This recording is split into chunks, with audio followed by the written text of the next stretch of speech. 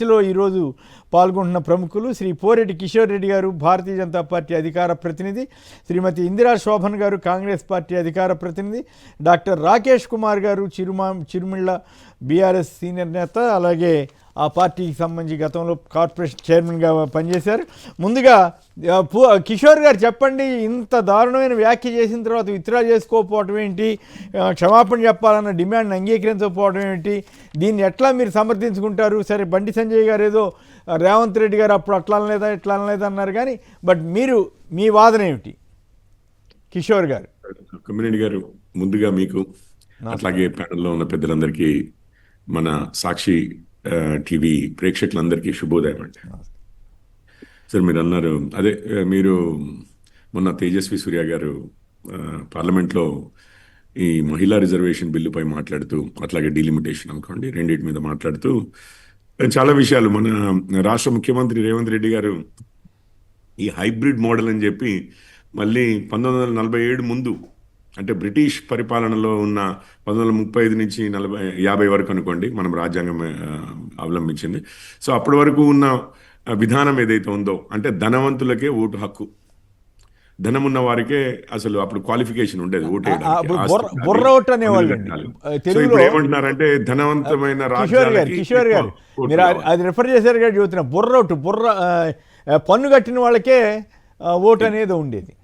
Exactly అండి, బుర్రోట తర్వాత వచ్చింది. ఎగ్జాక్ట్లీ అండి, ట్యాక్స్ పేయర్స్ రన్ గవర్నమెంట్ అన్నమాట. అంటే ప్రజాపాలన కాదు, పన్ను కట్టిన వారి, శిస్తు కట్టిన వారు, పన్ను కట్టిన వారు నడిపించే ప్రభుత్వం ఉండేది 35 నుంచి 47 వరకు. సో ఇప్పుడు మరి అందులో నుంచే మరి మన రాజ్యాంగ నిర్మాతలు కూడా చాలా మంది ఆ విధంగా ఎన్నికై, ఇప్పుడు మద్రాస్ ప్రెసిడెన్సీ ఉంది, బాంబే ప్రెసిడెన్సీ ఉంది, అక్కడి నుంచి ఎన్నికైన వారే మన రాజ్యాంగ నిర్మాతలు అయ్యారు, కాన్స్టిట్యూయెంట్ అసెంబ్లీలో మెంబర్స్ అయ్యారు. సో ఇప్పుడు మళ్ళీ ఇన్ని దశాబ్దాల తర్వాత రేవంత్ రెడ్డి గారు మళ్ళీ ఏమంటున్నారంటే ధనం బేసిస్ మీద ఎలకేషన్ చేయాలి. ఒకవైపు ఏమో వారి బాస్ రాహుల్ గాంధీ గారు, మరి వీరిద్దరి మధ్యలో ఎవరికి ఏ పోటీ ఉందో, ఎవరిని ఎవరు ఏం చేసుకుంటున్నారో మనకు తెలియదు, కానీ అది రేవంత్ రెడ్డి గారు ఈరోజే అందులో ఒకటి అప్రిషియేట్ చేయాలి రేవంత్ రెడ్డి గారిని. అంటే వారు ఏం మాట్లాడినా, నిజాలు మాట్లాడినా మాట్లాడకపోయినా ఒకటి మాత్రం ఉందండి, ఒకప్పుడు సోనియా గాంధీ గారి మీద ఫైట్ చేశారు బాగానే, వారిని బలిదేవత ఇదంతా అనడము మనం విన్నాము, ఇప్పుడే చూశారు కూడా మీరు. ఈరోజు మళ్ళీ వారి అబ్బాయి అయిన రాహుల్ గాంధీ జిత్నా ఆబాదీ ఉత్నా హక్ అని ఒకవైపు అంటుంటే, ఎవరి జనాభా ఎంతుంటే అంత హక్కులు వారికి ఉండాలి అని చెప్పి రాహుల్ గాంధీ గారు అంటుంటే, లేదు లేదు లేదు, జనాభాతో ఏం లెక్క, అంతకైతే 50% ఇద్దాము, ఎవరు ధనవంతులైతే వాళ్ళకి కాస్త విలువ ఎక్కువ ఇవ్వాలి, అది 50% పెడదాము అని చెప్పి ఈయన అంటున్నాడు. మరి జిత్నా ఆబాదీ ఉత్నా హక్ ఏందో, అంటే మీరు తెలివిగా, నాకు అర్థమవుతుంది కిషోర్ గారు, ధనాన్ని బట్టి కిషోర్ గారు మీరు తెలివిగా ఇష్యూని డైవర్ట్ చేస్తున్నారు. బీజేపీ ఎంపీ అన్నదేమిటి, విభజనని తెలంగాణని అవమానించారన్నది కదా వీళ్ళ వాదన. వస్తున్నాను సార్, నేను ఒకవేళ ఆ వాదనతో కాంగ్రెస్ వారు ఎవరన్నా ఒప్పుకోకపోతే మీకు 2 పాయింట్లు చెప్తాను. మీరు అన్నారు ఇంతకుముందు, బండి సంజయ్ గారు కూడా చెప్పారు, ఇమీడియట్గా సోనియా గాంధీ గారిని బలిదేవత అన్నది ఈ విషయంలో అన్నారా, ఇంకే విషయంలోనన్నా బలి తీసుకునే ఇది కనిపించిందా? మాకు ఆ చరిత్ర తెలియదు, ఈ విషయంలోనే కదా తెలంగాణ ఆంధ్ర విభజన విషయంలోనే కదా వారిని బలిదేవత అనేది. మరి అదే కదా సార్, ఇప్పుడు మన స్వతంత్ర భారతదేశంలో అంతకుముందు భాషల పరంగా ఎన్నో రాష్ట్రాలు ఇదయ్యాయి, రైట్, రీఆర్గనైజ్ అయ్యాయి. అక్కడ ఉత్తరప్రదేశ్, ఉత్తరాఖండ్ చూడండి, ఇక్కడ బీహార్, జార్ఖండ్ చూడండి, అక్కడ మధ్యప్రదేశ్, ఛత్తీస్గఢ్ చూడండి.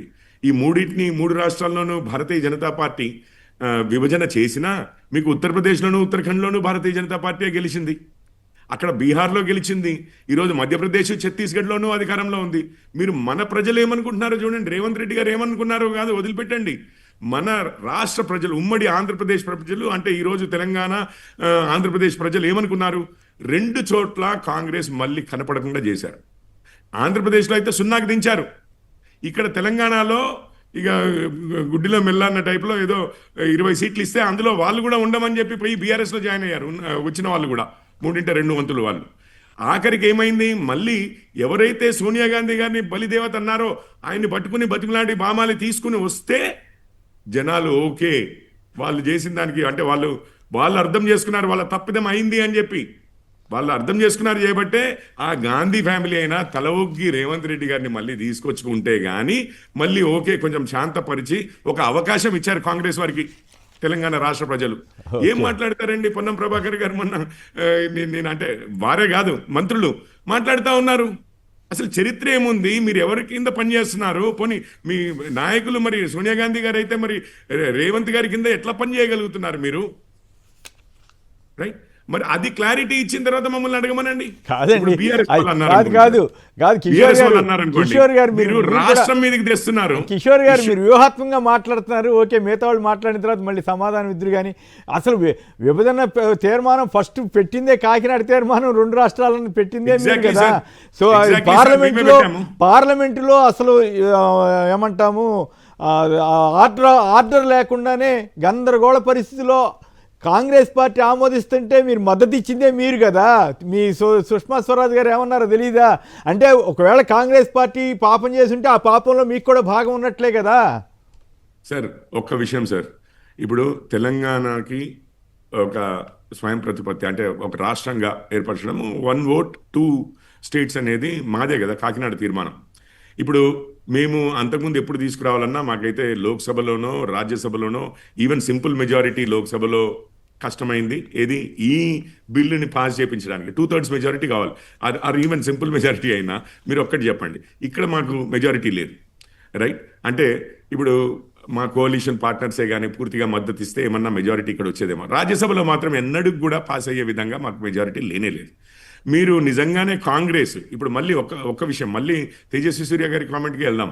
కాంగ్రెస్ ఏనాడైనా నిజంగా అసలు తెలంగాణ ఈ విభజనకి ఒప్పుకుని ఉండుంటే ఏనాడైనా కానీ అప్పుడు ఏది బీజేపీ ఏదైతే వాళ్ళు మన మహిళా రిజర్వేషన్ బిల్లు వాళ్ళు రాజ్యసభలో తెస్తే మేము సపోర్ట్ చేసాం.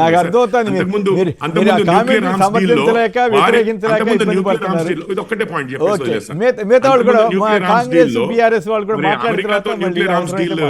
దాంట్లో వారి ఓన్ పొత్తులో ఉన్న కమ్యూనిస్టులు కాదంటే దేశ ఇంట్రెస్ట్ మీద మేము వెళ్ళి సపోర్ట్ చేసాం కాంగ్రెస్ వారికి, అవునా కదా? ఆ లెజిస్లేషన్ అయితే మేము కదా పాస్ చేయించింది. సో ఈ రోజు నిజంగానే కాంగ్రెస్ వారు తెలంగాణకి ఏమైనా చేయదలుచుకుని ఉంటే ఈ రోజు లేస్తున్నారు తెలంగాణ కాంగ్రెస్ వాళ్ళు. ఇవన్నీ కాదండి, మీరేమన్నారు? మీరు ఆ మాట తప్పు అని చెప్తుంటే కాదు ఇండియా పాకిస్తాన్ కాదు ఇండియా పాకిస్తాన్ పోల్చడం తప్పు అని చెప్తుంటే గొడవ లేకుండా పోయేది కాదుగా. అట్లా కాకుండా మళ్ళీ సమర్థించుకునే రీతిలో మాట్లాడడం ద్వారా మీరు డిఫెన్స్ లో పడుతున్నారు. మీరు ముందుకు వెళ్ళలేక వెనక్కి వెళ్ళలేక ఆ విషయం అర్థమవుతూనే ఉంది. అయినప్పుడు కూడా పర్వాలేదు, మీ వాదన మీరు చెప్పారు. ఒక్క నిమిషం మిగతా వాళ్ళిద్దరు కూడా మాట్లాడినాం. ఓకే, నేను అడిగేది ఒకటైతే మీరు తెలివిగా దాన్ని ఎట్టగొట్టారు.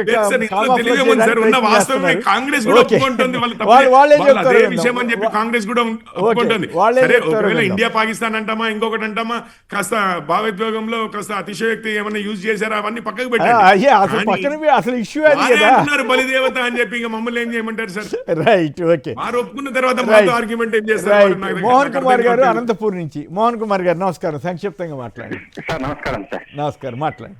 అక్కడ ఉన్న ప్యానెల్ లో ఉన్న వాళ్ళందరికీ నమస్కారం సార్. నమస్కారం, మాట్లాడండి సార్. రేవంత్ రెడ్డి గారు అనేది ఇండివిజువల్ గా వస్తుంది సార్. సోనియా గాంధీ గారికి ఒకటే ఇండివిజువల్ గా వస్తుంది సార్. అది ఏది సోనియా గాంధీ రేవంత్ రెడ్డి గారు అన్నది బలిదేవత అనేది ఇండివిజువల్ గా వస్తుంది సార్. ఆయనకు ఒక్కటే వాళ్ళకొకటే పార్టీ పరంగా వస్తుంది. అయితే ఇక్కడ సూర్య గారు అనేది 10 కోట్ల జనాభా ఆంధ్ర వాళ్ళకి, ఆంధ్ర తెలంగాణ వాళ్ళు 10 కోట్ల జనాభా కన్నారు సార్ వాళ్ళు.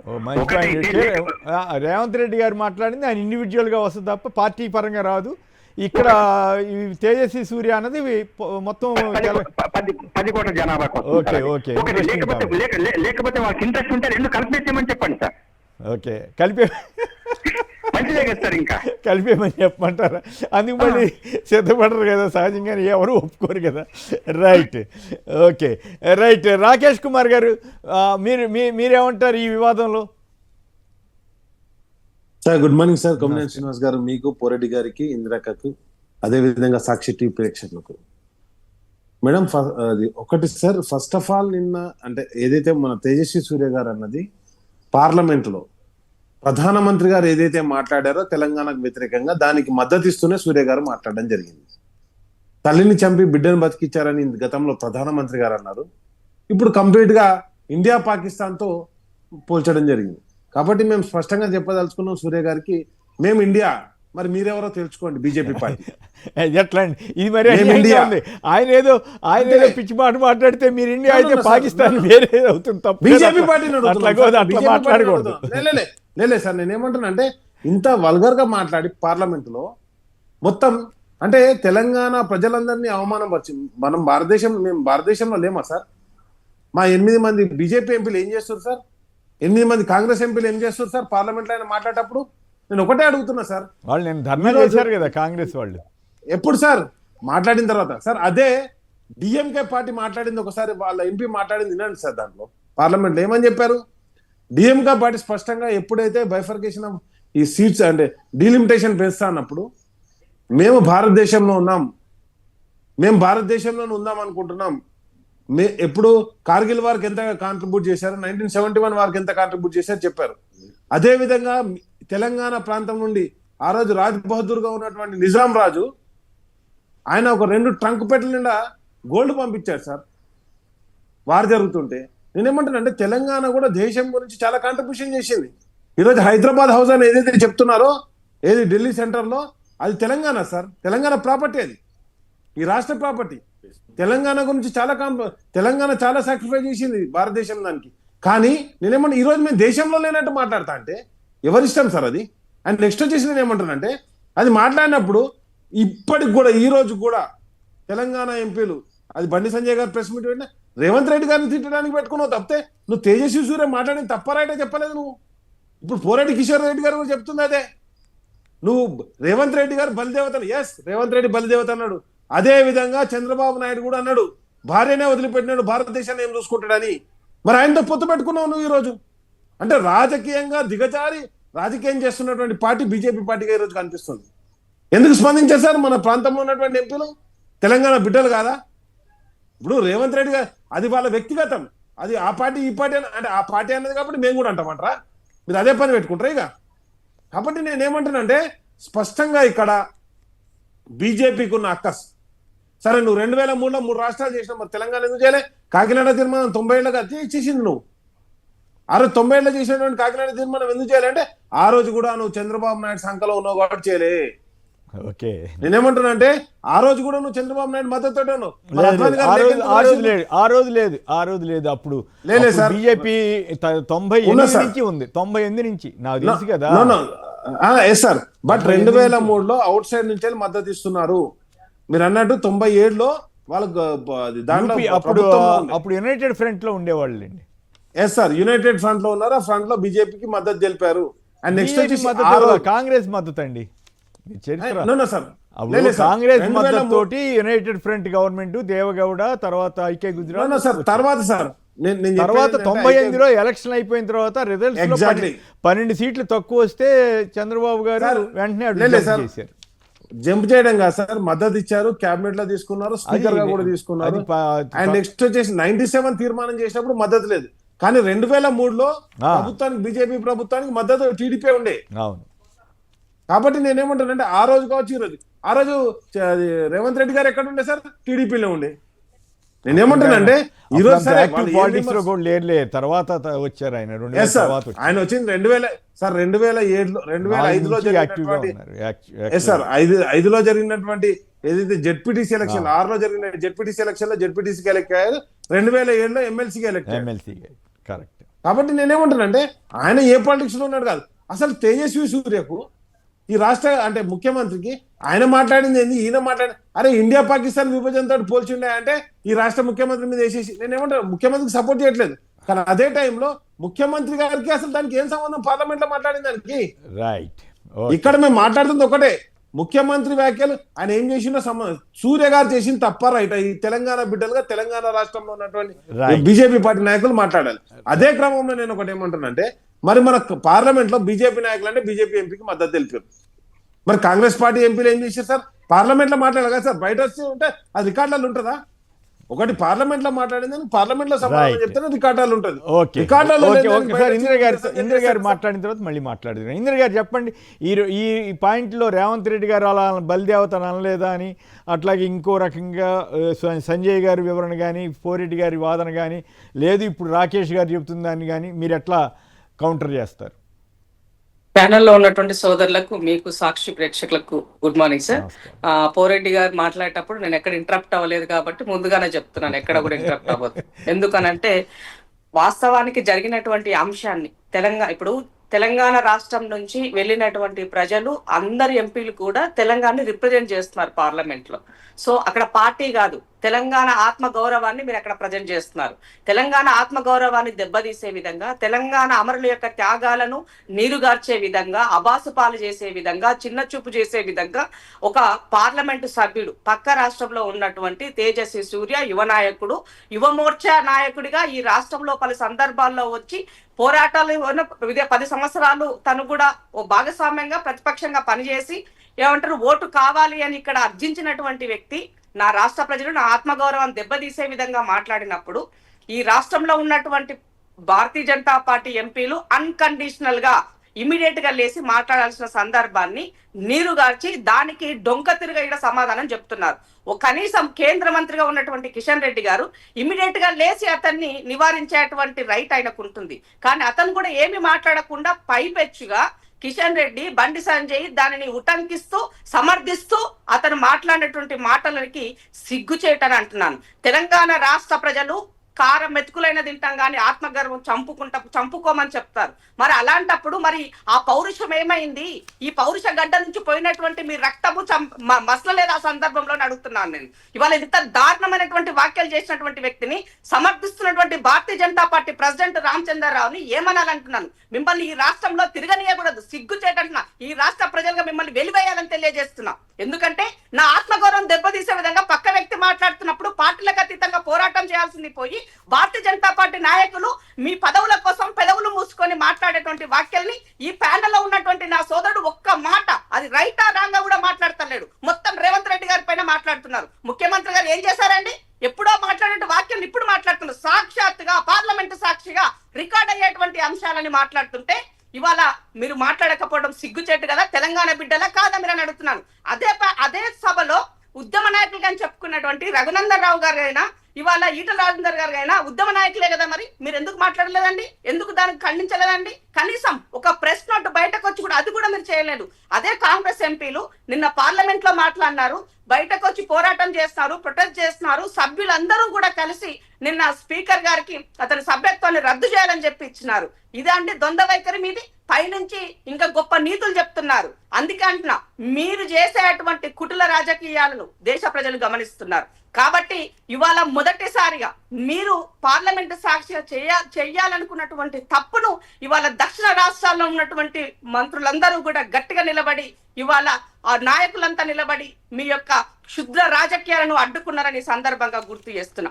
బేషరత్తుగా భారతీయ జనతా పార్టీ నాయకులు ఈ రాష్ట్రంలో క్షమాపణ చెప్పాలి. ఇవాళ అతనిని పూర్తిగా సభ్యత్వం రద్దు చేస్తూ రాజకీయాల నుంచి ఎలాంటి నాయకులు అవసరం లేదని తెలియజేయాల్సినటువంటి అవసరం ఉన్నది.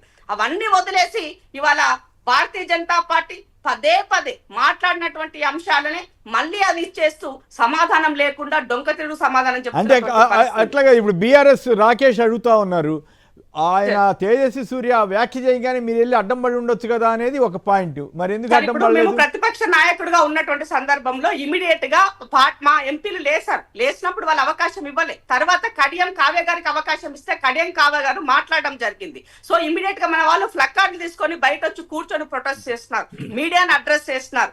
ఎవరు చేయలేదు కదా మిగతా వాళ్ళు. ఎందుకంటే వన్ సైడ్ గా పార్లమెంట్ ని బుల్డోజ్ చేసే పని భారతీయ జనతా పార్టీ ఉన్నప్పుడు మనం కనీసం మన ప్రయత్నం చేయగలిగినాం. కనీసం మీరేం చేశారు? ఆ ప్రభుత్వంలో ఉండి ఇది మా తెలంగాణ రాష్ట్రంలో మాకు నష్టం కలిగేటువంటి అంశాలు. ఎందుకంటే నరేంద్ర మోదీ గారి వాక్యాలుగా మనం చూడాలి సార్, దాన్ని తేజస్వి సూర్య మాటలుగా చూడాలి. ఒక్క మాట చెప్తా సార్, ఒక మాట చెప్తా. గతంలో సందర్భం వచ్చిన ప్రతిసారి కూడా నరేంద్ర మోదీ గారు ఇప్పటికీ 4 సార్లు అక్కసి వెలిగా కక్కారు. తల్లిని చంపి బిడ్డను బతికించిన మరి దర్వాజాలు మూసి లైట్లు బంద్ చేసి ఇవాళ తెలంగాణ బిల్లు పాస్ చేస్తున్నారని, ప్రాపర్ గా చేయలేదని ఎప్పుడో ఎన్నిసార్లు అవసరం పడితే అన్నిసార్లు అక్కసి వెళ్ళగక్కుతూ వచ్చారు. మరి మీరేం చేస్తున్నారు? ఇవాళ ఆ పార్టీలో ఉంటూ మీ నరేంద్ర మోదీ గారి వాక్యాలని, ఆయన భావజాలాన్ని, ఆయన భావ దరిద్రాన్ని ఇవాళ తేజస్వి సూర్య గారు ఒక బానిస లెక్క మాట్లాడని చెప్పాల్సిన అవసరం ఉంది. మీ బానిస మాటలకు ఈ రాష్ట్రంలో మాట్లాడని క్షమాపణ చెప్పకపోతే యాక్సెప్ట్ చేసేది లేదని మాత్రం ఈ సందర్భంగా గుర్తు చేస్తున్నాం. రైట్. రవీంద్ర గారు నల్గొండ నుంచి. రవీంద్ర గారు నమస్కారం, మాట్లాడండి సంక్షిప్తంగా. సార్ నమస్తే సార్. అసలు తేజస్వి సూర్య పార్లమెంట్ మాత్రమే చాలా అధ్యక్షం ఇస్తారు. అది ఎందుకంటే చాలా అధ్యక్షం ఇస్తారు. చాలా అది అలా మాట్లాడుతుంటే ఆయన మాట్లాడింది అభ్యంతరకరంగా ఉందంటారు. అవును సార్, తప్పకుండా సార్. ఎందుకంటే ఇది 6 దశాబ్దాల నుంచి మనం పోరాడుతున్నది. చాలా చాలా మంది చనిపోయిన ఉద్యమం అది అందరికీ తెలిసేది. అది ఒకవేళ ఆయన పార్లమెంట్ తరఫున మూసిరంటే డెఫినెట్ ఏ బిల్ పాస్ అవ్వాలన్నా కూడా తరఫున మూసేసి చేస్తారు. ఒకవేళ ఆంధ్రప్రదేశ్ అన్యాయం జరిగింది అనుకోండి, ఆ గవర్నమెంట్ ఉంది, చాలా ఇవ్వచ్చు, చాలా ఉన్నాయి వాళ్ళ పాపం, వాళ్ళకి ఇవ్వచ్చు కదా. మీరు వేగంగా మాట్లాడుతున్నారు, అర్థం కాదు. ఓకే, థ్యాంక్ యూ రవీంద్ర గారు, మీ అభిప్రాయం తెలియజేసినందుకు. పవన్ గారు హైదరాబాద్ నుంచి. నమస్కారం, మాట్లాడండి. హలో సార్, నమస్కారం. నమస్తే, మాట్లాడండి సార్. ఇది తేజస్వి గారు ఏదైతే పార్లమెంట్ లో మన 2 రాష్ట్రాల గురించి మాట్లాడారు, విభజన గురించి, అది చాలా అభ్యంతరకరము, చాలా బాధాకరం సార్ మన ప్రజలకు, 2 రాష్ట్రాలకు. ఇంకొకటి నేను ఒకటి చెప్పదలుచుకుంది ఏంటంటే, ఇప్పుడు బీజేపీ వాళ్ళు అండ్ కాంగ్రెస్ వాళ్ళు కూడా పార్లమెంట్ లోనే ఉన్నారు కాబట్టి అక్కడ అతన్ని గట్టిగా ఖండించాలి సార్. మనము రాజకీయాలకు పార్టీలకు అతీతంగా అక్కడ మనం కొట్లాడాలి ఏదైనా కానీ. అవును, కరెక్ట్. ఈవెన్ ఇందాక అన్నట్లుగా కిషన్ రెడ్డి గారు లాంటి వాళ్ళు లేచి నువ్వు తప్పు మాట్లాడుతున్నావు అట్లా ఎప్పుడు మాట్లాడుకుంటే చాలా గౌరవం పెరిగి ఉండేది. అవును, కరెక్ట్. పార్లమెంట్ లో నిలబడి ఆయన పార్లమెంట్ కాబట్టి అవును తప్పుగా మాట్లాడుతూ ఈవెన్ ఇప్పుడు అమిత్ షా గారు కూడా కంప్లైంట్ చేశారంటున్నారు, ఆయన ఏదో వివరణ ఇచ్చాడంటున్నారు. అమిత్ షా గారు కూడా మందలించి ఉంటే బాగుండేది, మరి మందలించారు లేదు చెప్తాను సార్. ఒక్క ఎగ్జాంపుల్, ఒక్క సెకండ్. ఇప్పుడు మన సౌత్ స్టేట్ అయినటువంటి తమిళనాడునే తీసుకోండి. వాళ్ళు రాజకీయంగా వాళ్ళు ఎంత పోరాడినా కానీ వాళ్ళ రాష్ట్ర ప్రయోజనాలకు వస్తే మాత్రం పార్లమెంట్ లో కానీ ఏడైనా ఏకతాటిగా ఒక్కటైతారు సార్ వాళ్ళు. ఓకే, చాలా ఆనందం కావాలి కానీ తప్పుండి మళ్ళీ మన రాష్ట్రంలో తిరగడం అంటే చాలా తప్పు సార్ ఇది. రైట్. కిషోర్ గారు, ఫైనల్ గా మీరేమన్నా చెప్పదలిచారా?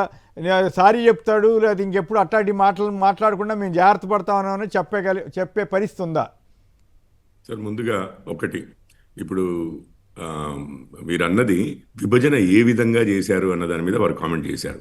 మరి రాకేష్ గారికి అందులో తెలంగాణని అవమానించారు, ఆంధ్రాని అవమానించారు అనేది ఇక్కడ అంటే తెలంగాణ ఏర్పడడం తప్పండి. విభజన గురించి రాకేష్ గారు ఒక్క నిమిషం, మీరు మాట్లాడుతున్నప్పుడు నేను అడ్డుపడలేదు. చెప్పండి. మాట్లాడుతున్నప్పుడు కొంచెము అక్క కూడా మాట్లాడుతున్నప్పుడు నేనేమి తెలంగాణ గురించి కొట్లాడిన మీరు పారాషూట్ కాలం కాదు. ఆగండి. అక్కడ కేసీఆర్ గారు చెప్పారు ఏమి 369 మందిని బలి తీసుకుంది కాంగ్రెస్ అని చెప్పి. ఏది మొదటిసారి అజిటేషన్ లో, ఒక్క నిమిషం సార్, మొదటిసారి అజిటేషన్ లో కాంగ్రెస్ చరిత్రనే అది సార్, కాంగ్రెస్ చరిత్రనే అది. తెలంగాణ అడిగితే కాల్చి పారేశారు తెలంగాణ వాళ్ళని. మేము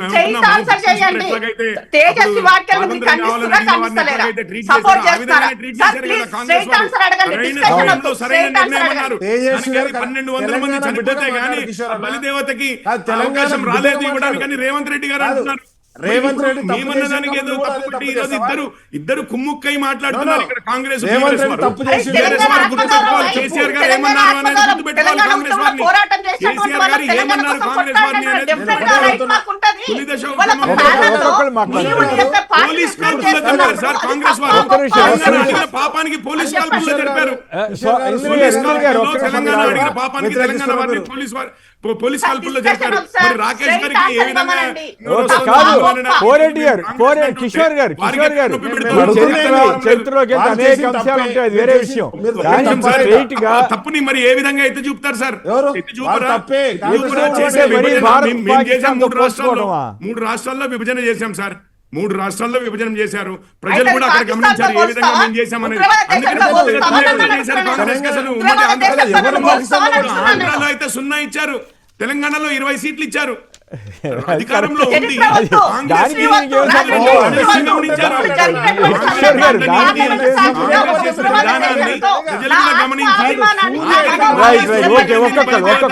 తీసుకొచ్చి పార్టీలో బతిమిలాడి పెట్టుకున్న తర్వాత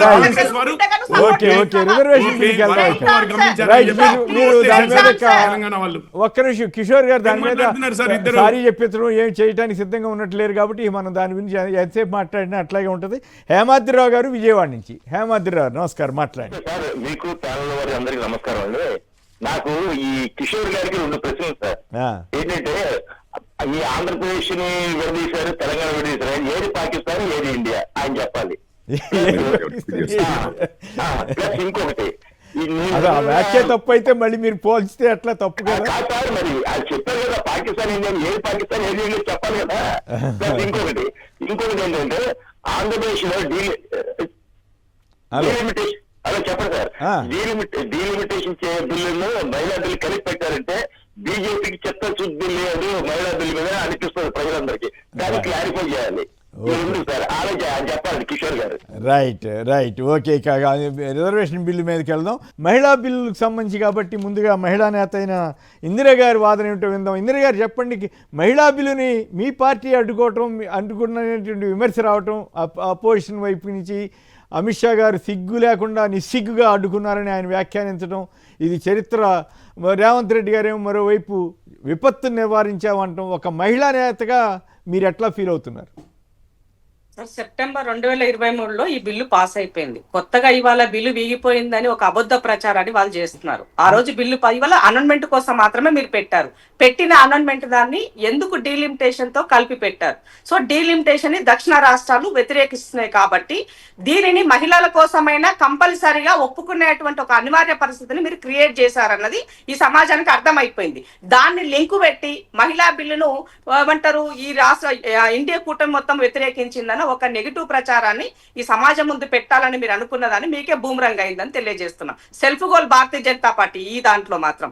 రెండో విషయం ఏంటి అంటే సార్, ఇక్కడ మహిళలకు సంబంధించినటువంటి అంశం పట్ల మీకు చిత్తశుద్ధి ఉండుంటే 2023లోనే మీకు అది అమలవుతుందని చెప్పుండేవాళ్ళు. ఎందుకు చెప్పలేదు అంటే మీలో ముందుగానే దాగి ఉన్నటువంటి ఆర్ఎస్ఎస్ భావజాలం ఏదైతే ఉన్నదో ఈ సందర్భంగా గుర్తు చేస్తున్నా సార్. ఒకటి ఈ మధ్య కాలంలో ఒక బుక్ లో రాసి చదివినటువంటి అంశం, భారత జాతీయవాదం మతోన్మాదం ప్రమాదం అనేటువంటి ఒక బుక్ లో ఆర్ఎస్ఎస్ లో వాళ్ళ స్వయం సేవక సంఘంలో మహిళలకు అవకాశం లేదు సార్.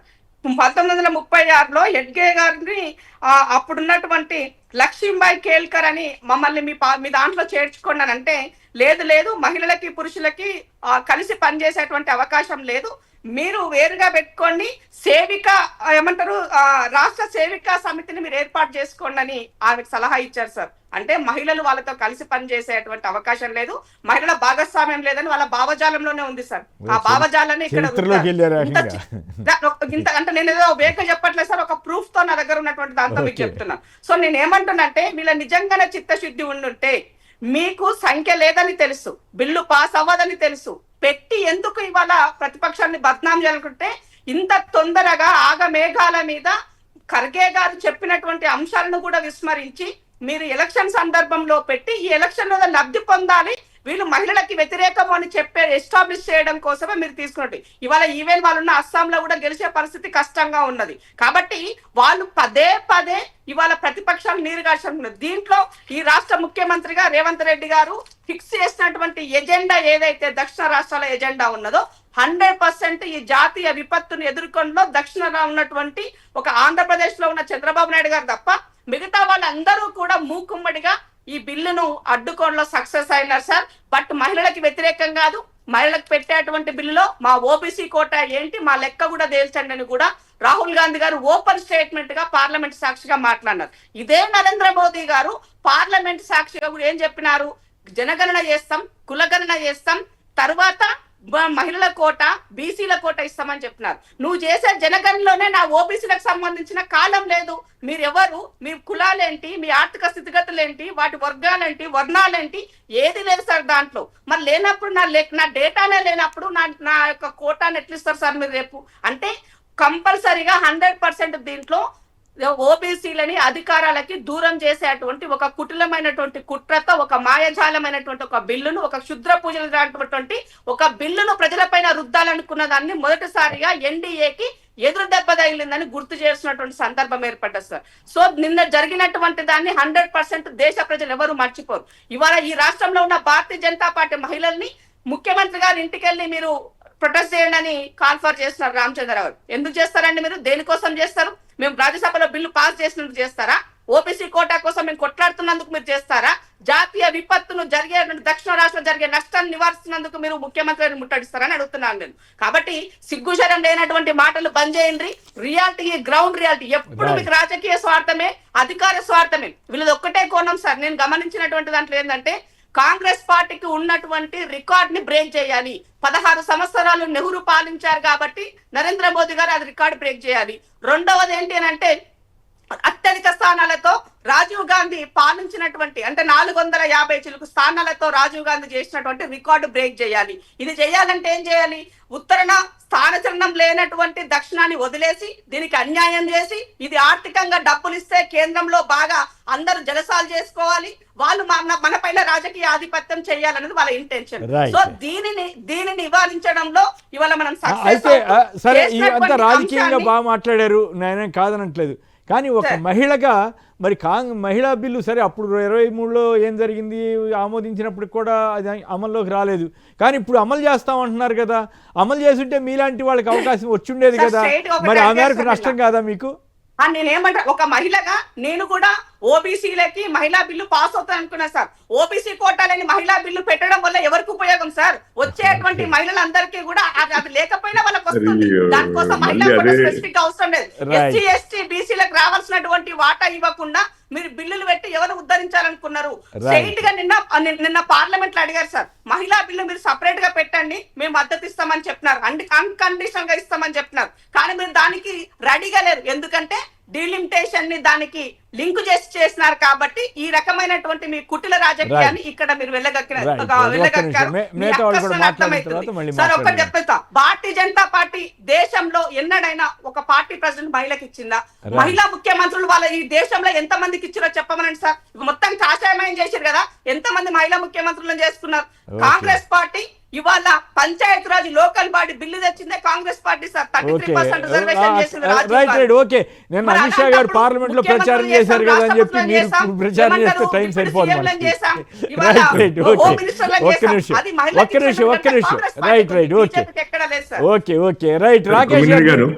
రాకేష్ గారు మాట్లాడిన తర్వాత నాకు కొంచెము వ్యవధి ఇవ్వండి సార్. అట్లాగే నో ప్రాబ్లం. రాజకీయ స్పీచ్లు ఏం చేయను, నేను జస్ట్ ప్రాక్టికల్ గా జరిగింది ఏంటి విశ్లేషణ, దాని తర్వాత నష్టపడతారు అది మాట్లాడతారు. రాకేష్ గారు 2-3 నిమిషాలు మాట్లాడిన తర్వాత మీరు మాట్లాడతారు. కానీ రాకేష్ సార్, ఆ బిల్లు పాస్ కాదు అని చెప్పేసి, ఎందుకంటే ఆ బిల్లు పాస్ చేయము అని చెప్పేసి బీజేపీ కూడా కాన్ఫిడెన్స్ ఉంది కాబట్టి ఆ మహిళా ఎంపీలందరూ కూడా వాళ్ళ ఏది ఆ ప్లే కార్డులు పట్టుకొని పార్లమెంట్ కి వచ్చారు సార్. లేకపోతే ఈ బిల్లు పాస్ కాదని తెలిసి, బిల్లు పాస్ అయితే అని తెలిస్తే ప్లే కార్డులు ఎట్లా వచ్చినాయి సార్? రెడీగా ఉన్నాయి సార్. నాకు కూడా అర్థం కాలేదు అప్పటికప్పుడే ఎట్లా వచ్చినాయి, అప్పటికప్పుడు ప్లే కార్డులు ఎట్లా వచ్చినాయి సార్? అవి మళ్ళీ మంచిగా అట్టల మీద అతికేసి అవి మామూలుగా లేవు, ప్లే కార్డులు మంచిగా పట్టుకోనికి ఉన్నాయి. అంటే ఆల్రెడీ బీజేపీ ప్రిపేర్. నెక్స్ట్ వచ్చేసి నేను ఏమంటానంటే డీలిమిటేషన్ అనే దాని అర్జెంట్ గా 3 రోజుల ప్రత్యేక సమావేశం పెట్టారు సార్. జనరల్ గా ఒక పెద్ద బిల్లు, దేశం మొత్తంలో డీలిమిటేషన్ జరుగుతున్న బిల్లు, లేకపోతే ఇవన్నీ బిల్లులకు నేనేమంటానంటే 3 రోజుల స్పెషల్ సెషన్ ఏంటి సార్? బిఫోర్ బిల్ ఇచ్చి దాని మీద ఒక జాయింట్ పార్లమెంటరీ కమిటీ వేసి దాని మీద ఒక చర్చ జరిగి, ఆ చర్చ జరిగిన తర్వాత కదా దీని మీద సమగ్రంగా ఒక నిర్ణయం తీసుకోవాలి. అండ్ నెక్స్ట్ వచ్చేసి ఒక దిక్కు జనగణనకు ఆదేశించడం జరిగింది. జనగణనకు ఆదేశించేసి మళ్ళీ అదే సమయంలో ఇంకో దిక్కు మేము పార్లమెంట్ లో బిల్లు పెడతా అంటే సార్, గతంలో ఎప్పుడైతే 1975లో మనకు ఏదైతే కాన్స్టిట్యుయెన్సీ డిలిమిటేషన్ జరిగినప్పుడు, ఇప్పుడు ఉన్నటువంటి 543 స్థానాలు ఏర్పడ్డప్పుడు గతంలో 1971లో ఉన్నటువంటి జనగణనను బేస్ చేసుకొని చేయడం జరిగింది. ఈరోజు 2011 అంటే ఈరోజు 2026లో ఉన్నాం. 15 సంవత్సరాల తర్వాత బిఫోర్ డేటాను తీసుకొని దాంతో చేస్తా అంటే అది ఏ విధంగా సాధ్యమవుతుంది? ఫర్ సపోజ్ కంప్లీట్ గా మనకు అర్బన్ మైగ్రేషన్ పెరిగిపోయింది సార్. ఇప్పుడు కుత్బుల్లాపూర్ 2011లో ఉన్నప్పుడు అక్కడ ఉన్నటువంటి ఓటర్ల సంఖ్య ఒక 2 లక్షలు 3 లక్షలు ఉండే సార్. ఈరోజు అది 7 లక్షలకు పెరిగిపోయింది సార్. అట్లనే మేడ్చల్లో కావచ్చు, లేకపోతే మహేశ్వరంలో కావచ్చు, పటంచెరులో కావచ్చు. అంటే అవన్నీ సరే అనుకోండి. ఇక్కడ పాయింట్ ఏంటంటే ఈ మొత్తం ఎపిసోడ్ వల్ల బీజేపీకి నష్టమా, కాంగ్రెస్కి నష్టమా? సార్ నేను ఏమంటున్నానంటే బీజేపీకి నష్టం, కాంగ్రెస్ బీజేపీ సరైన విధానాన్ని తీసుకొని సమర్థనీయంగా దాన్ని ఎదుర్కోలేదు. అదే అంటే అసలు బిల్లు పాస్ చేయడం కరెక్ట్ గా పెట్టలేదు. అదే టైంలో అసలు కాంగ్రెస్ సిద్ధాంతం ఏందో చెప్పలేదు. పార్లమెంట్ లో సుదీర్ఘమైనటువంటి స్పీచ్ ఇచ్చిన రాహుల్ గాంధీ గారు అసలు ఈ దేశంలో డీలిమిటేషన్ జరగాలనా, జరిగితే ఎట్లా జరగాలి, ఏ ప్రాతిపదికన జరగాలి. ఓకే. అండ్ నెక్స్ట్ వచ్చేసి ఆ ప్రాతిపదికన జరిగే క్రమంలో సౌత్ ఇండియాకు నార్త్ ఇండియాకు తేడా లేకుండా ఎట్లా జరగాలి. ఇప్పుడు ప్రతిసారి మనం మాట్లాడుతాం, ఇప్పుడు మనం ఏమడుగుతున్నాం, మొత్తం 130 స్థానాలు ఇక్కడ మొత్తం సౌత్ ఇండియాకు ఉన్నాయి. ఒకటే మాట సార్, సార్ ఇప్పుడు ఒక పర్సన్ దగ్గర ₹1,00,00,000 ఉన్నాయి సార్, ఇంకో పర్సన్ దగ్గర ఒక 100 కోట్లు ఉన్నాయి సార్. ఇప్పుడు నాకు 1 కోటి ఉన్నోనికి 50% పెడతా అంటే 1,50,00,000 అవుతాయి సార్. కానీ 100 కోట్లు ఉన్నోనికి 50% పెరుగుతా అంటే ఎంత అవుతుంది సార్? 150 కోట్లు అవుతుంది. వానికి వాళ్ళకు నాకు డిఫరెన్స్ ఎంత ఉంటుంది సార్? జమీన్ ఆస్మాన్ ఫరక్ ఉంటది. కాబట్టి నేనేమంటానంటే అట్లా మొత్తం కూడా సౌత్ ఇండియాకి నష్టం జరిగేటువంటి విధంగా జరగకూడదు కాబట్టి అని చెప్పేసి మాట్లాడడం జరిగింది. దాంట్లో కాంగ్రెస్ విధానం ఇప్పటివరకు చెప్పలే. ఒక రేవంత్ రెడ్డి గారు ఈ రాష్ట్రం నుంచి మాట్లాడుతున్నారు కానీ ఆయన కాంగ్రెస్ విధానమా ఆయన వ్యక్తిగత విధానమో కూడా తెలుస్తలేదు. ఇప్పుడు ఇంతకుముందు కిషోర్ గారు సార్ ఒకటి కిషోర్ గారు చెప్పేది కూడా ఒకటే, డబ్బున్న వాళ్ళు ఓటేయాలని చెప్పేసి ఏదైతే అన్నారో సార్ అది హైబ్రిడ్ విధానం చాలా రాంగ్ సార్. ఒక్క విషయం అర్థం కాలేదు. ఒక్క విషయం కొమ్మినేని గారు, ఈ రోజు నిజంగా 17 ఏప్రిల్ 17 అని చెప్పి ఇంతకుముందు ఏదైతే అన్నారో రేవంత్ రెడ్డి గారు ఏదో అన్నారు గుర్తుపెట్టుకుంటారు అని చెప్పి, నిజంగానే ఇది చారిత్రాత్మక దినం, జాతీయ విపత్తు అని అంటున్నారు. కానీ ఇది నిజంగానే చారిత్రాత్మక దినం ఒక విధంగా. కాకపోతే చాలా ఇక దారుణమైన రోజుగా పడుతుంది సార్.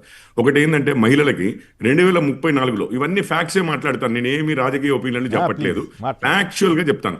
2034లో వచ్చే అవకాశం 2029లో వస్తుంది. నిన్నటి బిల్లు పాస్ అయ్యి ఉంటే 2029లోనే వచ్చేది. మా ఇందిరక్కకు కూడా 29లోనే, ఇంకొక 3 సంవత్సరాల్లోనే ఒకవేళ పోటీ చేయడానికి అవకాశం వచ్చేది. ఒకటి.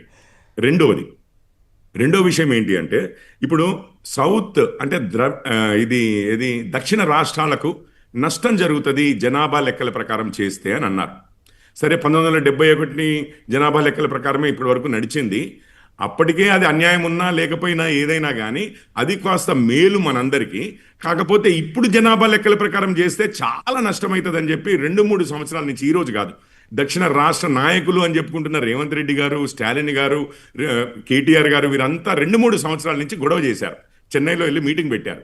ఇప్పుడు నిజంగానే మరి ఆ 1971 జనాభా లెక్కల నిష్పత్తి మీదనే ఈరోజు మనకు దక్షిణ రాష్ట్రాలకు కేటాయిస్తాము అనే కదా నిన్నటి బిల్లు.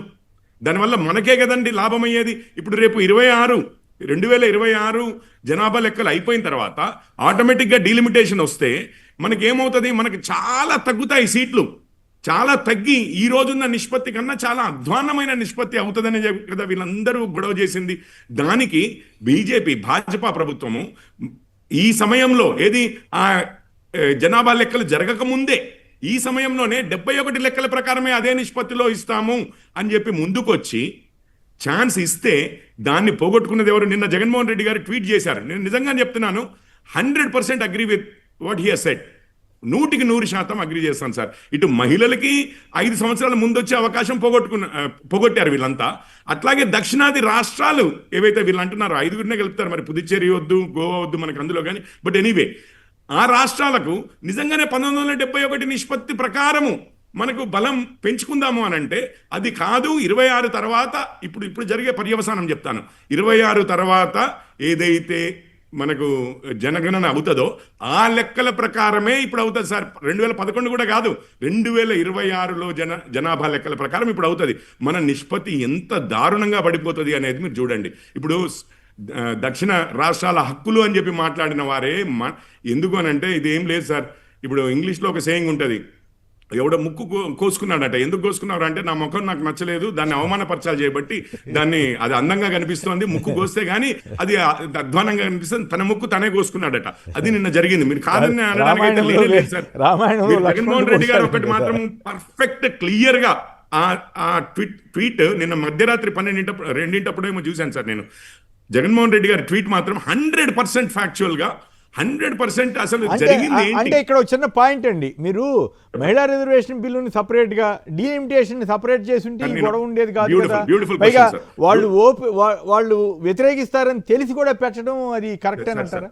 Beautiful sir. ఇప్పుడు వ్యతిరేకిస్తారని తెలవడము ఒక్క విషయం సార్, సౌత్కి నిష్పత్తి నష్టపోవద్దు అని ఒకవైపు అడుగుతున్నారు. 3 సంవత్సరాల క్రితమే 2 సంవత్సరాల క్రితమే వీళ్ళందరూ సపోర్ట్ చేశారు. ఏది మహిళలకి రిజర్వేషన్ సపోర్ట్ చేశారు. దక్షిణ రాష్ట్రాలకు పాత నిష్పత్తే కావాలని అడిగారు. ఆ రెండూ కూడా ఇచ్చిన సొల్యూషన్ కదా సార్ నిన్న బిల్లు. దీన్ని ఎవరో వ్యతిరేకిస్తారని ఎవరెందుకు అనుకుంటారు సార్? మనకు లాభం అవుతుంది, ఎస్పెషల్లీ దక్షిణ రాష్ట్రాలకి లాభం అవుతున్నప్పుడు, అండ్ మహిళలకి ఇంకొక 5 సంవత్సరాల ముందే వస్తున్నప్పుడు, ఈ రెండింటి మీద వీళ్ళే డిమాండ్లు చేసినప్పుడు ఎవరో ఒక్క నిమిషం నేను ఇస్తాను మీకు అభ్యంతరం లేకపోతే ఇందిర గారికి అవకాశం ఇద్దాం, ఎందుకంటే మీరు ఒక్క నిమిషమే సార్. ఇప్పుడు ఇందిర గారు ఒక్క విషయం చెప్పాలి. ఇప్పుడు ఉన్నది 543లో. అక్క మీరు నిజంగా చెప్పండి, ఎప్పుడైనా చరిత్రలో ఇప్పుడు 543 ఎంపీలు ఉన్నారు అక్కడ, వాళ్ళే ఓట్లు వేసేది. వాళ్ళల్లో ఎవరైనా అయ్యా మీలో 3% మళ్ళీ వచ్చేసారి టికెట్లు కూడా లేవు, నియోజకవర్గాలు కూడా లేవు, మీ రాజకీయ మరణ శాసనాన్ని మీరే రచించుకోండి అంటే ఎవడన్నా సపోర్ట్ చేస్తాడా సార్? కానీ ఎక్కువ తీసుకొచ్చిద్దాము వాళ్ళకి, మీకు నష్టం లేదురా బాబు అని అంటున్న దానికే సపోర్ట్ చేయలేదు. ఎందుకంటే కేవలం పార్టీ రాజకీయాలు చూశారు. ఇటు దక్షిణాది రాష్ట్రాలకి నష్టం జరిగింది చూడలేదు, మహిళలకి నష్టం జరిగింది పీపుల్ ఉన్నారు మొత్తం మీద. ఇందిర గారు సమాధానం రైజ్ చేసి మొత్తం మీద మనకే నష్టమైంది సార్. 2 విధాలుగా నష్టపోయింది తెలంగాణ. రాష్ట్రాల్లో భాగంగా నష్టపోయింది. ఇప్పుడు శిక్ష పడుతుంది. రెండోదేమో మహిళలకి ఇంకొక 5 సంవత్సరాలు డిలే అయింది. రేవంత్ రెడ్డి గారు తన సీట్ రిజైన్ చేసి ఇందిర గారికి ఇస్తారా? లేకపోతే నా సీట్ నాకు ఉంటది. ఒక్క నిమిషం ఆగండి కిషోర్ గారు రైట్ కంప్లీట్ చేయండి, తొందరగా కంప్లీట్. సార్ ఇప్పుడు మహిళలకి సంబంధించినటువంటి అంశంలో మీరు ముందుకు తీసుకొచ్చి 5 సంవత్సరాల ముందు మాకేదో గొప్ప జనం మీరు అనుకున్నప్పుడు చిత్తశుద్ధి ఉంటే మీరు 2023లో బిల్లులో పెట్టినటువంటి అంశాలను యాజ్ గా ఆ రోజు అందరూ సపోర్ట్ చేశారు. ఎందుకు సార్?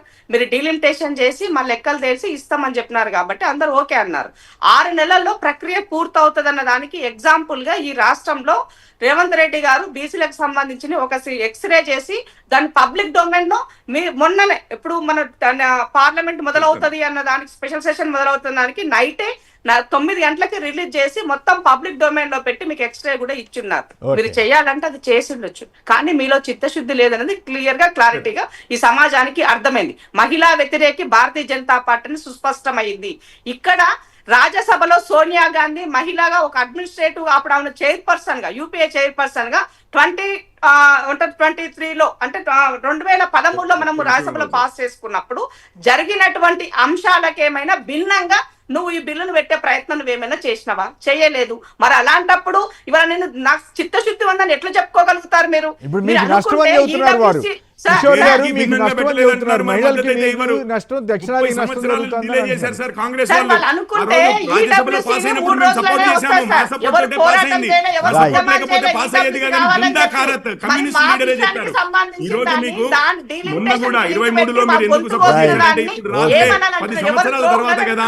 సపోర్ట్ చేశారు. ఇంకో 2 సంవత్సరాలు ఇస్తామనగానే ఎమ్మటే విరుద్ధం అయిపోయారు మీరు.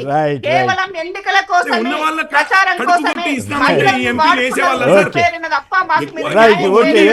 వాళ్ళకి మహిళలకు పెడతాము అని అంటున్నాం మేము.